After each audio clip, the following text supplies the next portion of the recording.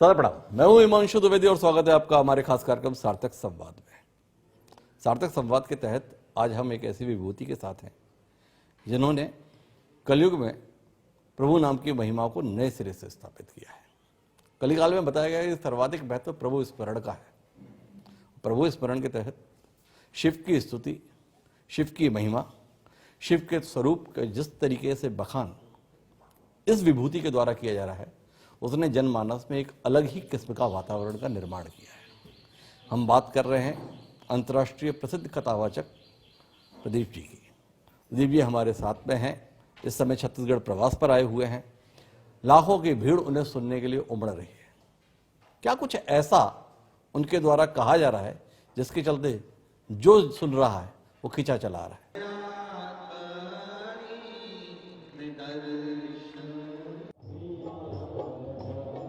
शिव कथा के अद्वितीय वाचक, गायक और आध्यात्मिक गुरु पंडित प्रदीप मिश्रा महाराज आज देश ही नहीं पूरी दुनिया में सुप्रसिद्ध हैं। उनके प्रवचनों में लाखों लोगों की भीड़ जुटना आम बात है। चाहे कथा कहीं भी हो, संभवतः इतनी भीड़ देश में किसी भी प्रवचन में इन दिनों देखने को नहीं मिलती। प्रदीप मिश्रा शिव महापुराण की कथा कहते हैं। वो शिव की भक्ति के लिए प्रेरित करते हैं और शिव की भक्ति से कष्ट दूर होने का विश्वास दिलाते हैं। यही वजह है कि उनके प्रवचनों में इतनी भीड़ जुटती है। जितने लोग पंडालों में जुटते हैं, उससे कई गुना ज्यादा लोग टीवी पर उनका प्रवचन देखते और सुनते हैं। साथ ही कष्ट निवारण के लिए बताए उनके उपायों को अपना भी रहे हैं।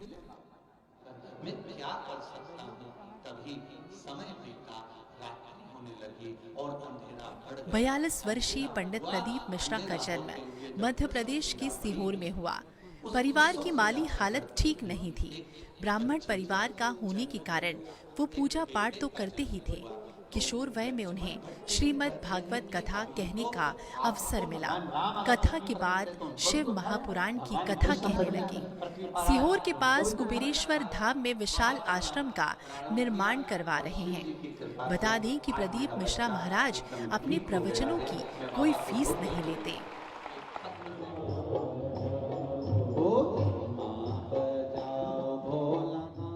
Bureau report, INH 24/7। तो उन्हीं से समझने की कोशिश करते हैं जो प्रदीप मिश्रा जी इस समय छत्तीसगढ़ प्रवास पर आए हुए हैं। तो प्रदीप जी बहुत बहुत स्वागत महाराज जी आपका हमारे इस खास कार्यक्रम में। जी, सभी श्रोता भाई मीना कुशली शिवाय नमस्तुभ्यं। और आपसे जानना चाहता हूँ, शिव महापुराण की महिमा का आपके द्वारा बखान किया जाता है।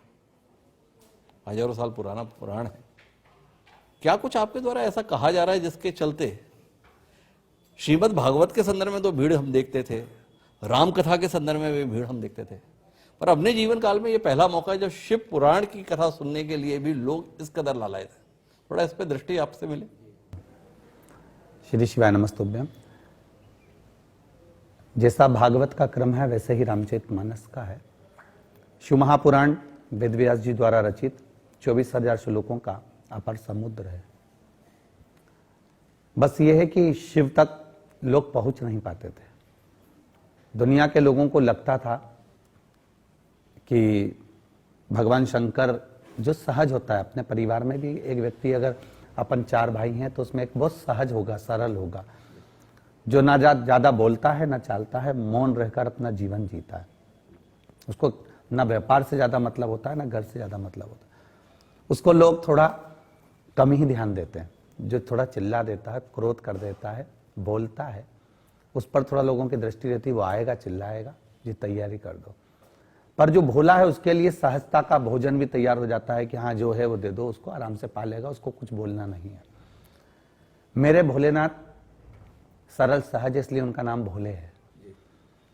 तो 33 कोटि देवी देवताओं ने भी जिसकी आराधना करी है, पर दुनिया के लोग उसको जान नहीं पाते थे। शिव महापुराण के महत्व से, शंकर जी की कथा के माध्यम से आज जनमानस को यह मालूम पड़ गया कि जो भोला होता है, सरल होता है, वो सहजता में देवी देता है। आज जो भक्तों की जो भीड़ है वो केवल शिव महापुराण के जो भाव वर्णन किए गए हैं वेद व्यास जी ने, उस भाव को समझकर शिव की आराधना में डूबे हैं। इसलिए बाबा उनको खींच भी रहा है और बाबा उनको दे भी रहा है। लेकिन समझने की बात यह है कि शिव महापुराण के संदर्भ में बताया वेद व्यास जी के द्वारा रचित है, 24,000 श्लोक हैं, अलग अलग संहिताओं में विभक्त भी है। तो ये तो इतने समय से था ना। ये पंडित प्रदीप मिश्रा जी निमित्त कैसे बन गए, ये जानने में सबकी रुचि है। क्या कुछ ऐसा आपके द्वारा हुआ जिसके चलते शिव तक पहुंचने के लिए माध्यम आप सामने आ गए? ये तो शिव बाबा ही जान सकता है, क्योंकि वैसे तो हमारे यहाँ शास्त्रों में भी वर्णन आता है कि आप उसका गुणगान कर कर देखें, वो आपका गुणगान करा देगा, ये निश्चितता है। तो जो शिव तत्व को जानता है या शंकर जी का स्मरण जो करता है या हम भगवान की भक्ति में डूबे हुए हैं, तो जनमानस तक शिव ने ही पहुंचाया है। हम उसका गुणगान करते रहे और वो जनमानस में हमारा गुणगान कराता रहा। हम जैसे सहज भाषा में कहते हैं, तू मेरे लिए खर्च कर कर देख, वो तेरे लिए कुबेर के खजाने खोल देगा। वही चीज आप उसका अगर भजन कर रहे हो तो वो परमात्मा भी आपका भजन कर रहा है। ये माता सती ने भी भगवान शिव जी से प्रश्न किया था कि आप दिन भर किसका भजन करते हो? शिव जी कहते हैं मैं राम का भजन करता हूं। तो माता जानकी ने राम जी से पूछा आप किसका भजन करते हो? तो कहे मैं शिव जी का भजन करता हूं।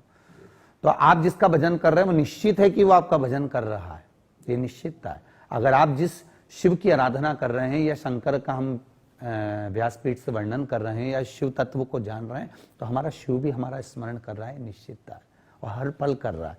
हम भी तो हर पल श्री शिवाय नमस्तुभ्यम बोल रहे हैं, पंचाक्षर मंत्र नमः शिवाय बोल रहे हैं, षडाक्षर मंत्र ओम नमः शिवाय बोल रहे हैं, तो वह भी तो स्मरण कर रहा होगा। तो ये निश्चित है कि आप भजन करेंगे तो भजन का बल बढ़ेगा। शिव तत्व पर तो बाद में जाऊंगा, पहले प्रदीप मिश्रा जी को ही समझवाना चाहता हूं। तो समझना ये चाहता हूं कि इस क्षेत्र में पदार्पण परंपरागत रूप से है, परिवार की पृष्ठभूमि यह रही, या कोई जीवन में ऐसी घटना घटित हो गई जिसके चलते आपने जीवन के अन्य क्षेत्रों के स्थान पर इस क्षेत्र को अपने लिए चुन लिया? ऐसा तो नहीं, पर ब्राह्मण कुल में जन्म हुआ है, ब्राह्मण बालक हैं, और विद्या अध्ययन करते ही गीताबाई पारेशर जो रही हैं, जिनके पति शांत हो गए थे, तो उनके जीवन में उनको एक बार कथा कराना थी कि मेरे पति का मुक्ति हो जाए। ये पहले का नियम था, जैसा पहले लोग कहते थे कि श्रीमद् भागवत करा लो तो उससे मोक्षता हो जाती है, ऐसे ही उन्होंने विचार किया। फिर गोपी किशन जी चांडक जी के यहाँ उन्होंने, जिनके यहाँ वो भोजन बनाने का काम करती थी, बहुत गरीब थी, साधारण परिवार से थी, ब्राह्मण थी वो भी। गोपी किशन चांडक के यहाँ भोजन बनाने का काम करती थी। फिर उनसे कहा, फिर उन्होंने श्रीमद् भागवत कथा का आयोजन रखा। उस समय पर तो हमको जाने तो धोती पहनना भी नहीं आता था, बाल्यावस्था थी, कोई जान नहीं पाते थे, पर उन्होंने ही व्यासपीठ पर भी उन्होंने ही वर्णन किया कि जैसी बाचोगे बस एक श्रीमद् भागवत को बाच दो या शिव पुराण का वाचन कर दो। श्रीमद् भागवत का पूर्ण वाचन किया और वो उनको सुना दिया। बस वहां जो श्रोता भाई बहन श्रवण करे हैं, उसके बाद में जो क्रम चालू हुआ तो वो चलता रहा। अब वो 4 लोग थे, अब 4 लाख है। पर श्रीमद् भागवत से शिव पुराण तक पहुंचने की यात्रा के विषय में तो बताइए, क्या कुछ ऐसा हुआ कि भागवत से शुरू हुए, पर साधने के संदर्भ में अगर बात करें तो आचार्य प्रदीप मिश्रा जी का जिक्र भागवत के साथ नहीं आता, शिव महापुराण के साथ आता है। तो ऐसा घटित क्या हुआ? उसका मूल कारण यह रहा कि श्रीमद् भागवत में गोवर्धन चरित्र का वर्णन आता है। गिरिराज बाबा का परिक्रमा भागवत होने के बाद में, अब कोई लगातार तो भागवत होती नहीं थी उस समय पर, तो एकाध भागवत हो गई, 2-1 साल इंतजार करो, कहीं हो गई तो ठीक है।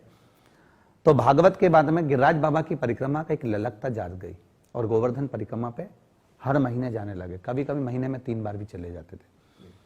वहीं चकलेश्वर महादेव पढ़ते हैं,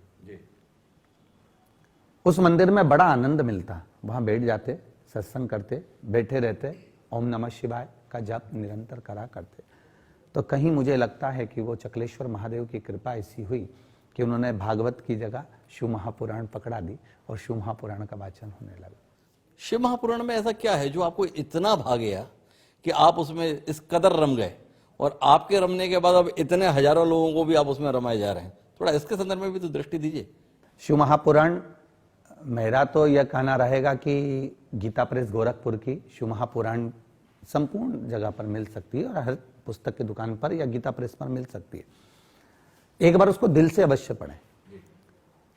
शिव महापुराण के अंतर्गत जो वर्णन किया गया है, हमारे आज की जो पीढ़ी है। जैसे श्रीमद् भागवत और रामचरितमानस, रामचरितमानस जीना सिखाती है तो भागवत मरना सिखाती है।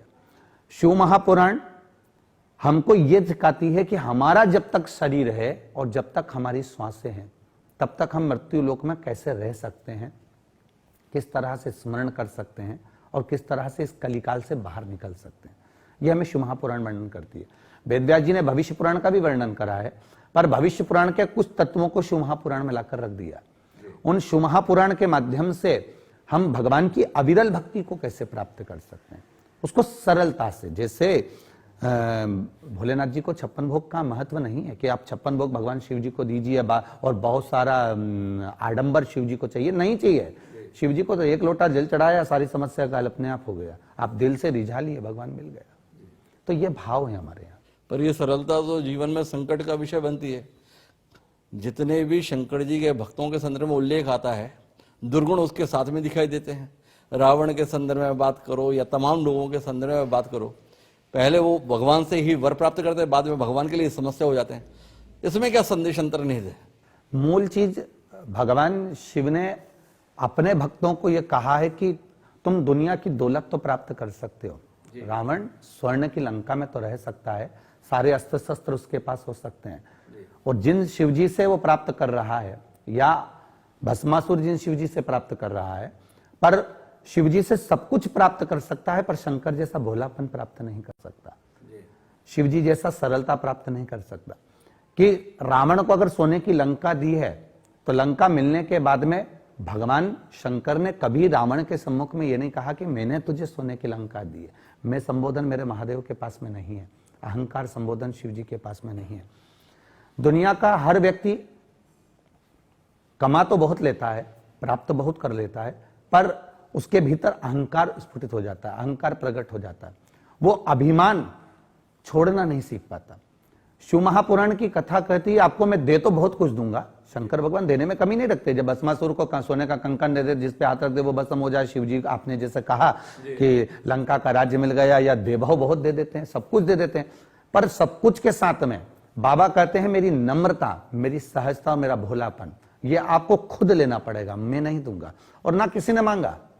जितने भी जिनसे प्राप्त हुआ शिव जी को, उन्होंने आज तक शिव जी से नहीं कहा कि आपका भोलापन मुझे दे दीजिए, या आपकी सरलता मुझे दे दीजिए, या आपकी सहजता, या आपने कैसे इतना देने के बाद भी आपके भीतर अहंकार नहीं आया। भगवान विष्णु को लक्ष्मी दिए, भगवान विष्णु को वैकुंठ का राज्य दिया है, ब्रह्मा जी को ब्रह्मलोक दिया है, इंद्र को इंद्रलोक दिया है, चोर को कुबेर बना दिया है। तो ये सब कुछ आपने दिया है, फिर भी आपके आनंद वही है, और आप कभी नहीं कहते कि मैंने दिया। वो तो पुराण कहते हैं तो मालूम पड़ता है। तो ये सहजता, ये भोलापन, शिव कहते हैं मैं किसी को नहीं देता, परंतु कोई मांगेगा तो मिलेगा जरूर। देखो उलझन तो बनी हुई है ना।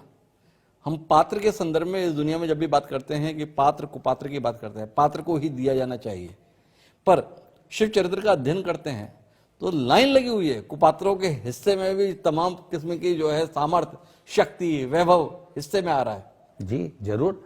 तो इसका संदेश क्या है इसका? हम भी कहते हैं शिव महापुराण में कि आपके ललाट पर लिखा हुआ है दुख बहुत सारा है, आपके ललाट पर लिखा हुआ है कि आपको पूर्व का जो कर्म है वो तो भोगना है, पर शंकर जी के ऊपर चढ़ाया है गया एक लोटा जल, या शिव भगवान को रिझाया गया सहजता के भाव में, तो आपकी कर्म गति को काट देता है।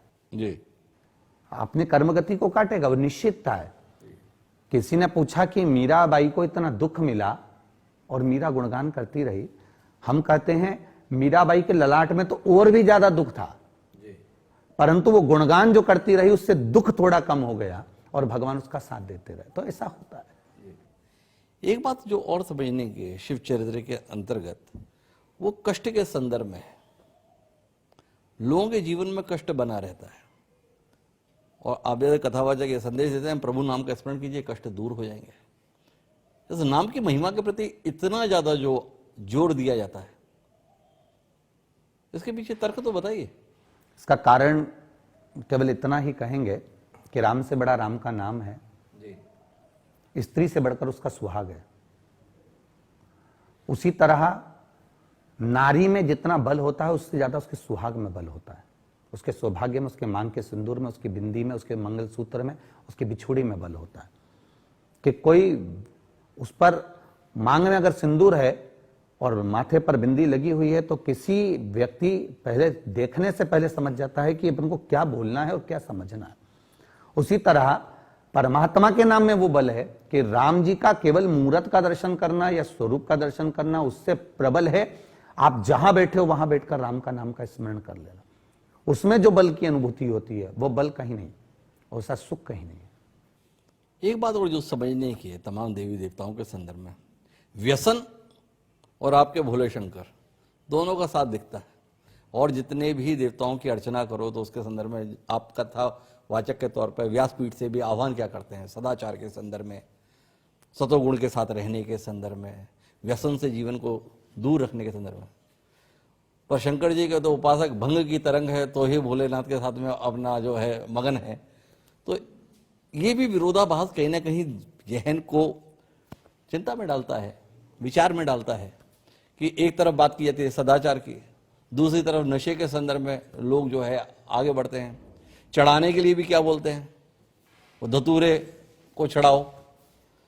कहीं ना कहीं इसका भी तो कोई संदेश होगा, आप समझ पाए क्या है इसका आशय? शिव महापुराण में एक चरित्र आता है।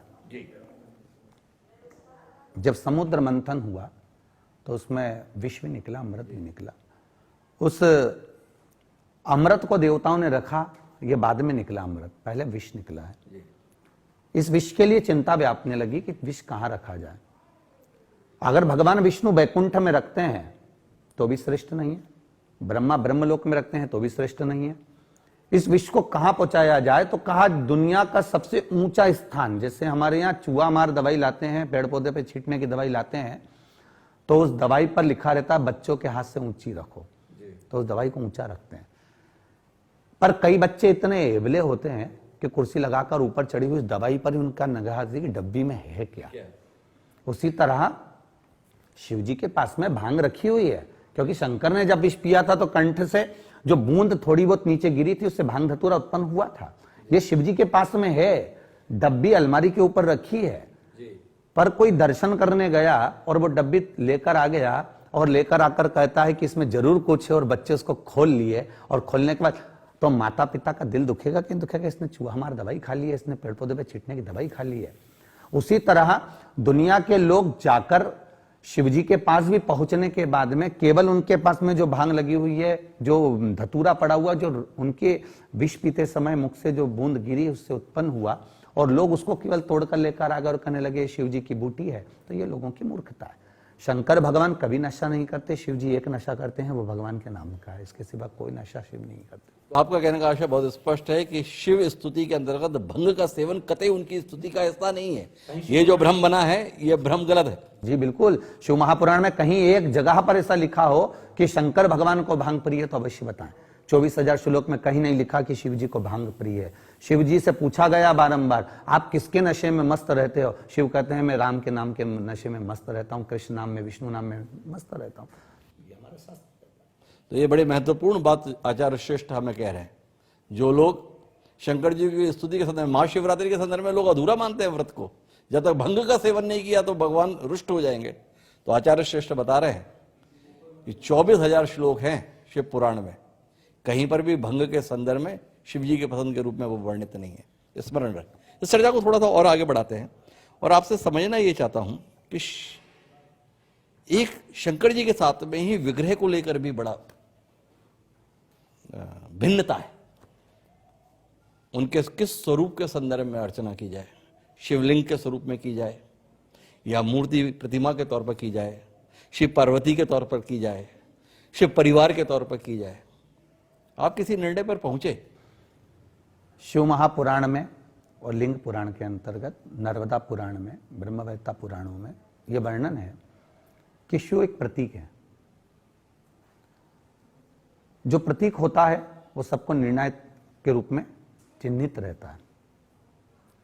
जैसे 2000 का नोट है, उस 2000 के नोट पर केवल 2000 लिख दिया जाए और हमारा चिन्ह नहीं अंकित है तो उसकी कोई मायना नहीं है। शिव एक चिन्हित है कि यह लिंगायत स्वरूप में या लिंग के स्वरूप में है, एक चिन्हित स्वरूप में। क्योंकि जिस समय पर पूर्ण पृथ्वी जल में मग्न हो जाती है, जब हमारा सतयुग त्रेता द्वापर कलयुग जब पूर्ण तरह से नष्ट हो जाता है तो एक जल में मग्न पृथ्वी होती है, उसमें एक बुलबुला नजर आता है, उस बुलबुले में भी एक बिंदु नजर आता है। आप भी कभी अपने बाल्टी में पानी भरा होगा, बुलबुला आ गया या शैम्पू का घोल है, उसमें एक बिंदु नजर आएगा, उस बुलबुले में भी एक बिंदु दिखेगा, वो बिंदु मेरा शिव है। इसलिए कई बार हमारे यहाँ अलग अलग संत लोग, अलग अलग साधु लोग उस भाव को वर्णित करते हैं कि शिव को एक बिंदु के रूप में पूछते हैं। आज भी कई जगह पर ब्रह्म कुमारी आचार्यों ने इस वर्णन किया है कि शिव एक बिंदु है, उस बिंदु से ही संपूर्ण ब्रह्मांड है और अंत में भी वही बिंदु में मिल जाना। तो यह हमारे यहाँ शंकर भगवान का जो स्वरूप वर्णन किया गया तो वो लिंगायत स्वरूप में, लिंग स्वरूप में ही उसका स्मरण किया जाता है, उसको एक बिंदु के रूप में मानकर पूजें। तो फिर जाके जो ये शिव प्रतिमाएं बड़ी बड़ी बन रही हैं, अभी नाथ द्वारा के पास में भी विशाल शिव प्रतिमा का निर्माण है, तो उलझन तो रहती है ना, साकार स्वरूप में जब शिव इतने सुंदर स्वरूप में है तो उनकी आप भर्त्सना करें या लिंग स्वरूप में उसके भर्त्सना करें, तो इसके संदर्भ में कैसे पहुंचे निर्णय पे? ये शिव का एक हृदय आनंद अड़भंग रूप है। जहां जहां पर 51 फीट की मूर्ति बनाई या 500 फीट की बनाई या 200 फीट की बनाई या कहीं कहीं शमशानों में शिव आराम से बैठे हुए हैं, किसी किसी मंदिर में शंकर भगवान बैठे हुए हैं, ये भक्तों के आनंद के लिए, बाकी का शिव अर्चना के लिए, शिव आराधना के लिए, शंकर के पूजन के लिए केवल शिवलिंग ही है।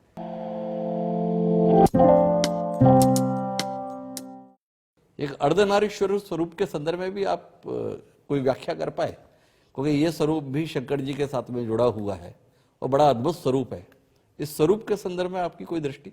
जी, शिव महापुराण में आता है, जब ब्रह्मा जी को कहा गया कि सृष्टि की रचना करिए और ब्रह्मा जी ने सर्वप्रथम सृष्टि की रचना करने के लिए भगवान शिव ने स्वयं कहा है कि आप पुरुष और स्त्री बनाइए, तो ब्रह्मा जी समझ नहीं पाए और उन्होंने पुरुष और स्त्री को मिलाकर बना दिया, जिससे किन्नर की सृष्टि हुई। हमारे यहाँ किन्नरों को भी सम्मान दिया जाता है क्योंकि प्रथम सृष्टि उन्हीं की थी और प्रथम सृष्टि किन्नरों की हो गई।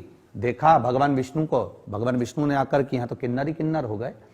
तब ब्रह्मा जी को समझाने के लिए भगवान शंकर ने अर्धनारीश्वर स्वरूप का दर्शन दिया कि आधा पुरुष आधा स्त्री, अर्थात आप कुछ पुरुष बनाइए कुछ स्त्री बनाइए। तब अर्धनारीश्वर स्वरूप का दर्शन भगवान ब्रह्मा जी को मिला और ब्रह्मा जी ने फिर पुरुष और स्त्री के लिए शिव जी से पूछा कि इन पुरुष और स्त्री का निर्माण अगर अलग अलग करना है तो कैसे हो सकता है।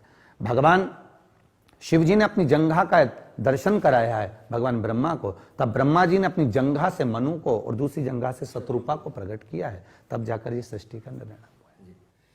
एक बात और जो आपसे समझने की है, कथा का महत्व है, नाम का महत्व है, पर आचार्य प्रदीप मिश्रा जी यही नहीं रुकते हैं, उसके साथ में वो कुछ नुस्खे भी बताते हैं। बेलपत्र पे सिंदूर लगा के इस तरीके से रखो तो कमाल है, इस तरीके से घर में रखो तो कमाल है, धतूरे को लिंग के ऊपर स्थापित कर दो तो कमाल है। नाम पर्याप्त नहीं है क्या, जो इस प्रकार के टोटकों की जरूरत आपको लगता है कि आपके श्रद्धालुओं के लिए, भक्तों के लिए जरूरी है? बहुत जरूरी है। आप भोजन में आपको केवल रोटी अकेली रख दी जाए तो आप किस चीज से खाना पसंद करेंगे?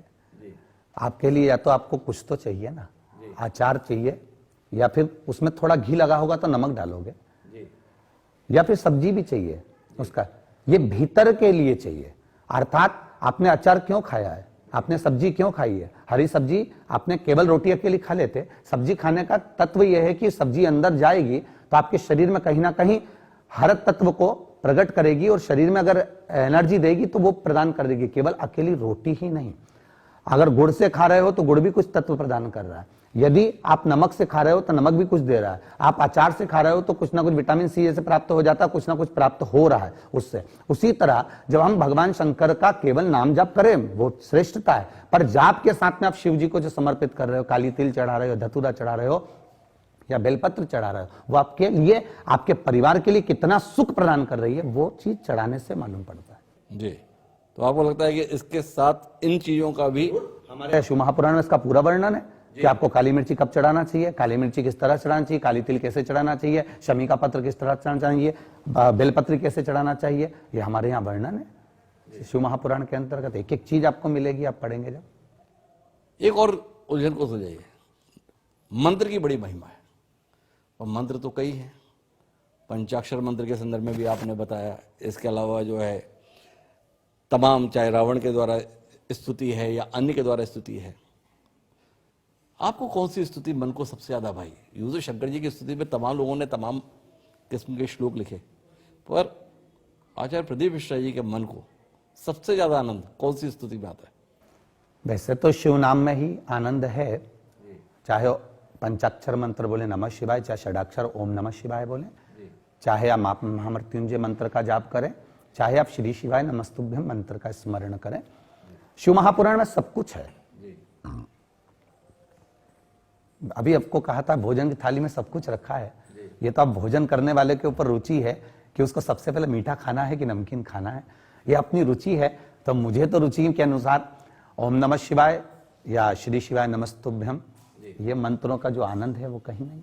पर जैसे नमामि शमीयान जो पूरी स्तुतियां हैं, उन स्तुतियों के अंतर्गत आपको कौन सा ऐसी स्तुति है जो मन को बड़ी भाती है? और भाती है तो किस कारण से भाती है? मतलब उसमें ऐसी कौन सी विशेषताएं वर्णित होती हैं प्रभु की जिसके कारण से आपका मन आह्लादित हो जाता है? स्तुतियों में तो भगवान शंकर की सभी स्तुतियां प्रिय हैं, पर रामचरितमानस के अंतर्गत जो नमामि शमीशान निर्वाण रूपम है, जो एक साधारण भक्त के लिए तुलसीदास जी ने वर्णन किया है, और साधारण सा भक्त भगवान शंकर को, महाकाल राजा को रिझा रहा है, उसके लिए जो वर्णन किया, उस भगवान शिव उस स्तुति को सुनकर स्वयं प्रकट हो जाते हैं। एक साधारण से भक्त के लिए महाकाल राजा सम्मुख आ जाते हैं, तो उसमें एक सहजता का भाव कहा गया, और उसको कोई सरल व्यक्ति सहजता में जिसको नहीं भी आता वो उसका गुणगान कर सकता है, तो वो एक आनंद का विषय लगता है। अब एक बात और समझने की आचार्य, आपके अपने जीवन में क्या बदलाव आया? शिव महापुराण को जिस तरीके से आपने जन जन तक पहुंचाने के लिए प्रयत्न किया, एक लंबा समय भी अब हो गया, आपके अपने जीवन में, आपकी अपनी सोच में, आपके अपने तरीके में भी कोई बदलाव आया, या जो पहले दिन थे आप वैसे के वैसे अभी भी? नहीं नहीं, ऐसा नहीं होता। अवस्था के अनुसार जैसे बदलाव आता है, हम हमेशा कहते रहे हैं कि प्रत्येक 70 दिन में व्यक्ति का बौद्धिक विकास होता है, ये भविष्य पुराण भी कहती है।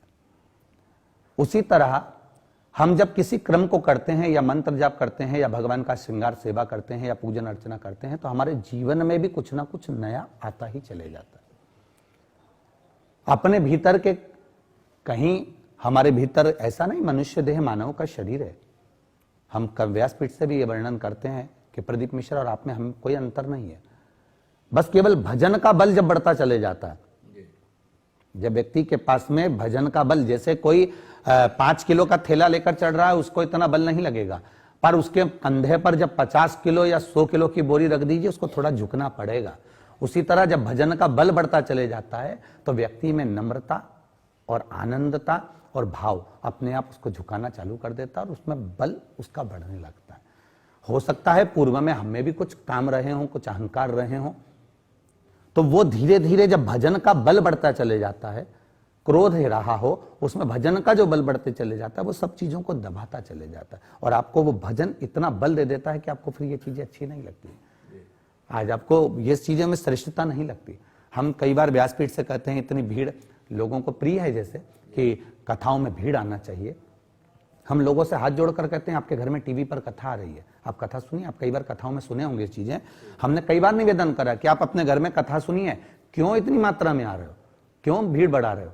तो कई लोगों को उसमें प्रियता लगती है, जिसको लगता है कि भाई भीड़ आना चाहिए, और हम लोग कहते हैं कि भीड़ घर पे रहे, जनता घर से कथा श्रवण करें तो ज्यादा आनंद की अनुभूति होगी। टीवी पे सब हमें पास में से देख सकते हैं और कथा सुन सकते हैं, पर लोगों का भाव है कि एक बार पंडाल में आकर भी कथा श्रवण करें, तो ये लोगों का अपना भाव है। लोगों को आपके दर्शन के प्रति भी अनुराग रहता है। लेकिन एक और उलझन है, जो शिव के भक्त होते हैं, जो शिव की स्तुति में लीन रहते हैं, तो वो त्रिपुंड लगाते हैं। तो आचार्य श्रेष्ठ जो है, भगवान विष्णु का जो तिलक है, उस तिलक के साथ में शोभायमान होते हैं। ये हमारा जिस गुरु परंपरा से हम जुड़े हुए हैं, जिस गुरु परंपरा से हमारा ब्रह्म संबंध है, हम पुष्टि मार्ग परंपरा से हैं, और ब्रह्म संबंध हमारा हुआ है।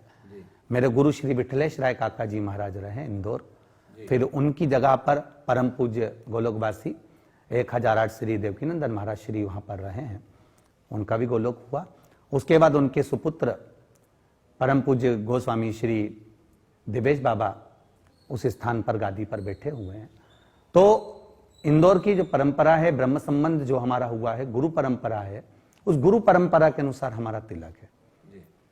और शिव तत्व को जानने के लिए बीच में 3 बिंदियां लगी हैं, ये त्रिपुंड का ही एक भाव देती हैं।